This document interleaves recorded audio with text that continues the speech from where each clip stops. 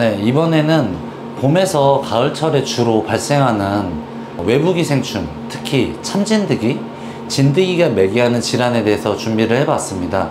이 진드기 매개 질환의 중요성은 특히나 인수공통질환이라고 하는 사람과 동물 간의 전파가 가능하다는 점에서 매우 중요함이 있습니다.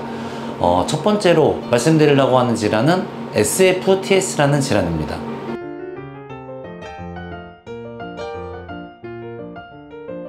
네, 굉장히 생소한 느낌이실 수 있는데 이제 많이 뉴스에 나오곤 하는 그런 질환인데요. 중증 열성 혈소판 감소증 증후군이라고 하는 질환의 약자가 SFTS라고 저희가 부르는 질환입니다. 이 질환은 방금 말씀드렸다시피 인수공통 질환이에요. 그래서 사람과 사람 사이에서도 전파가 가능하고 사람에서 동물로도 전파가 가능하고 동물에서 사람으로 다시 전파도 가능한 그런 질환입니다. 근데 이 질환은 백신이나 치료제가 특별히 있는 질환이 아니에요. 그러다 보니까 예방이나 아니면 조기에 빨리 발견하여 어떤 보조적 치료를 잘 받아야지만 회복할 수 있기 때문에 꼭 미리 알고 잘 치료받는 게 중요한 질환입니다. 실제로 이 질환은 치명률이 20%나 돼요. 이 20%는 사실 사람에서의 보고예요. 사람은 애매하다 싶으면 다 검사를 하죠. 전부 다 검사를 일찍 받으시는데도 불구하고 치명률이 20%나 된다는 질환은 굉장히 높은 거고, 실제로 동물에서는 진단이 어렵거나 진단이 안 되어서 알 수 없는 질환으로 사망했다라고 생각하는 질환의 연결고리가 발견되기도 합니다. 그리고 실제로 치명률도 사람에서의 20%보다 좀 더 높다고 생각하셔야 되는 무서운 질환입니다. 네, 이 질환의 임상 증상은 주로 고열, 강아지에서는 39도 이상 40도가 넘는 그런 고열을 발생시키고 아이들에서 몸을 좀 많이 떨어요. 그리고 소화기 증상, 이제 구토나 설사, 그리고 혈변, 이런 증상들이 굉장히 명확하게 나타나는 경우가 많습니다. 추가적으로 출혈이나 황달도 발생을 하는데요.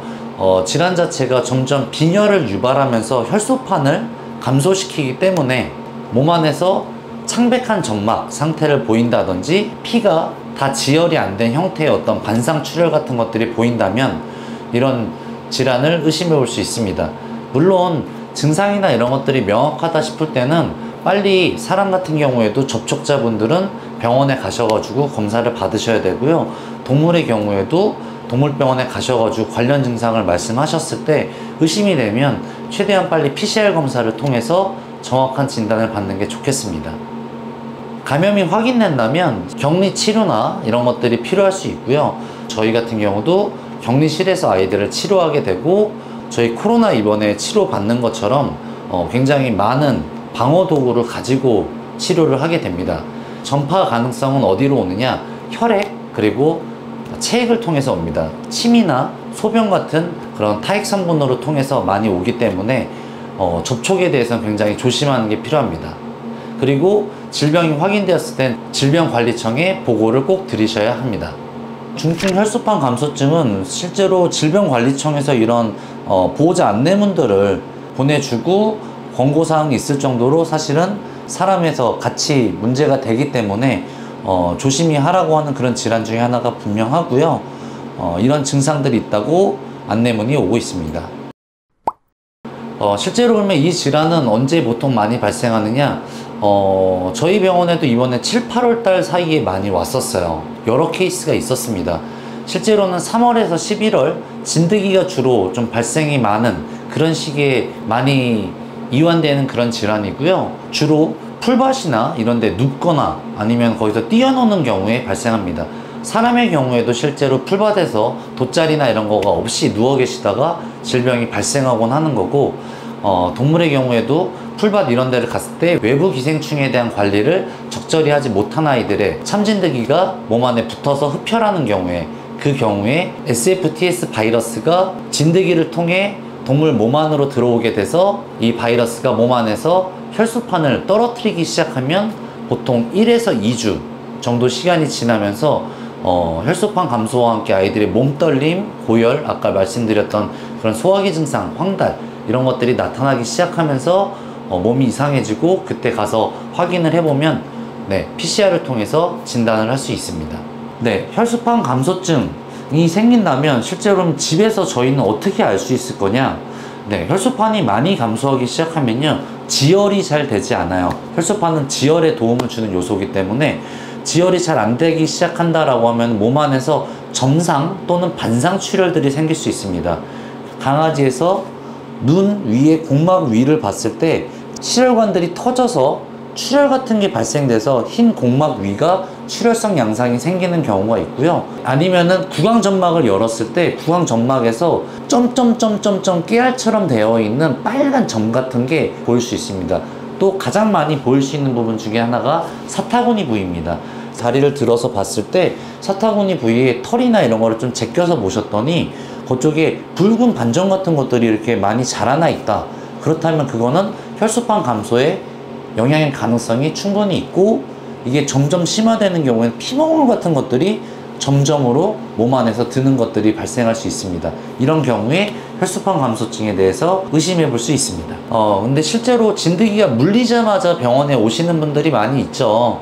바로 직후에 바로 진단이 되는 경우보다는 바이러스가 몸 안에 들어와서 혈소판을 떨어뜨리기 시작하는 몸 안에서의 어떤 증식이 발생해서 질환이 좀 더 제대로 발생을 하는 그 시간 됐을 때 정확한 진단 검사가 될 수 있다는 점에서 진드기가 물렸을 때에서부터 2주에서 한 달 사이는 항상 아이들 점막 상태라든지 아니면 컨디션 상태를 조금 잘 체크해 보시는 게 중요할 수 있겠습니다.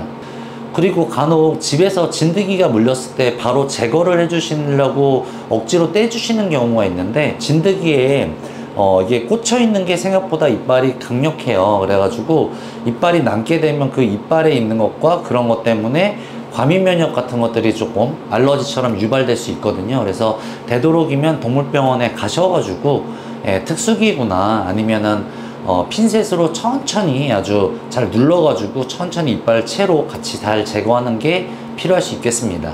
그리고 집에서의 경우에는 아이가 물리고 왔었던 곳이나 이런 곳을 락스를 20배 정도로 희석을 해가지고 소독을 해주시거나 아니면 알코올로 희석을 해주시고, 아이가 있었던 곳이나 이런 데는 다 삶은 빨래를 해주시는 게 좋겠습니다.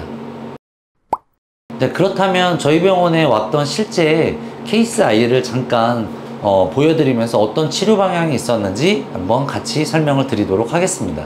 올해 7월 초에 내원했던 아이입니다. 대구의 한 동물병원에서 치료를 시작을 했는데 아이가 첫 증상은 이랬어요. 식욕부진과 함께 몸을 너무 많이 떤다.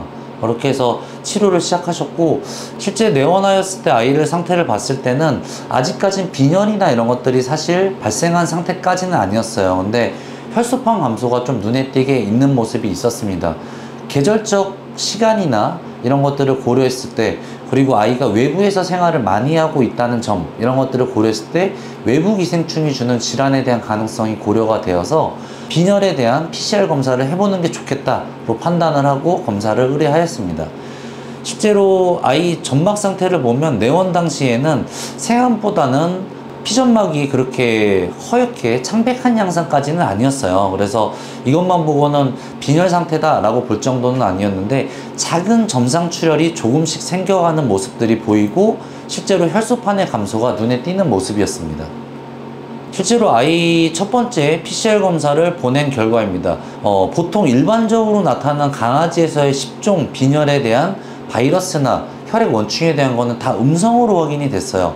근데 요즘 FSTS 자체가 많이 발생이 는다라는 걸 알고 최근에는 추가적으로 병원체로 검사를 해주는데, 병원체 검사에 부탁을 같이 드렸더니 추가 병원체로서 FSTS가 양성으로 확인되었다는 것을 확인할 수 있었습니다. 증상 정도나 이런 것들이 처음 내원했을 때는 빈혈은 있지 않은 상태에서 시작을 했지만 혈소판은 굉장히 낮았어요.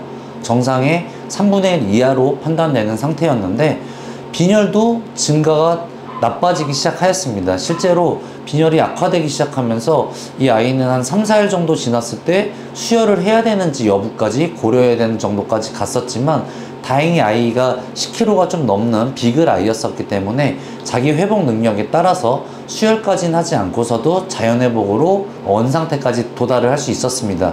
물론 그렇게 도달할 수 있었을 때는 아이가 빨리 진단이 되었고 그쪽 관련된 대증처치에 대한 치료를 좀 더 적극적으로 진행했기 때문에 실제로 혈소판이 올라오기 시작했는데요. 그렇다면 혈소판 감소증이 사라지고 몸의 증상이 좋아지는데 얼마의 시간이 걸렸냐? 1에서 2주 정도의 시간이 걸렸어요.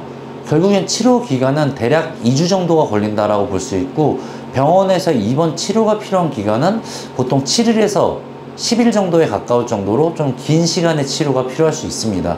그 시간 동안 하는 가장 큰 치료는 사실 서포티브 치료라고 하는 대증처치예요. 아이는 입원해서 운동량을 줄이고 산소를 넣어주고 수액을 넣어주고, 그 상태에서 열이 높은 거를 떨어뜨리기 위해서 진통 해열제를 집어넣어주고요. 그리고 항생제와 소염제를 적극적으로 썼습니다. 이 아이 같은 경우에도 아무래도 식욕도 떨어져 있고 황달기도 올라오기 때문에 수액을 꾸준히 통해서 대사를 잘 많이 해서 배출을 시켜버리는 게 굉장히 중요한 상황이 됐을 거고요. 또 하나는 FFP라고 하는 혈장이에요. 신선 냉동 혈장이라고 하는, 저희가 냉동 보관을 하고 있다가 해동을 해서 넣어주는 혈장인데요. 이 혈장을 아이들 몸무게에 맞춰서 하루에 1회 또는 2회 정도에 한해서 혈장 수혈을 해줍니다. 이 아이 같은 경우에도 거의 일주일 가까이 받는 치료를 같이 했고요. 혈장 치료의 경우에는 식욕이나 이런 것들이 떨어져서 몸 안에 보충이 어려웠던 단백질에 대한 보충이 되기도 하고, 면역 증강의 어떤 효과를 누리기도 합니다. 다행히 우리 친구는 잘 치료를 받았고 일주일에서 열흘 사이에 병원에서 퇴원할 수 있었고, 2주 있다가 치료에 대한 반응을 봤을 때는 빈혈도 정상으로 회복했고요. 혈소판도 정상 이상으로 오히려 보상성으로 더 늘어나서 회복을 잘한 모습을 확인할 수 있었습니다. 증상 정도나 이런 것들이 사실은 어떤 질환에서도 다 보일 수 있는 증상이에요. 그러니까 단순히 소화기 증상이라고 생각을 할 수도 있는 거고, 아니면 몸의 떨림이나 이런 것들이 어딘가 아파서 그런 걸 때문이다 라고 하고 놓치는 경우도 사실 많이 있을 수 있습니다. 그래서 사실 생각보다 진단이나 이런 것들이 잘 안 돼서 치료를 잘 정확히 못 받고 이런 경우도 있는데, PCR 검사라는 정확한 툴이 있기는 있으니까 우리 아이가 정확히 진드기에 물린 경험이 있었다는 것을 기억하고 계신다면, 그리고 1주, 2주가 지난 그 시점이라면 인근 병원에 가셔서 꼭 한번 확인을 해보셔서 적절한 치료 잘 받으시길 바라겠습니다.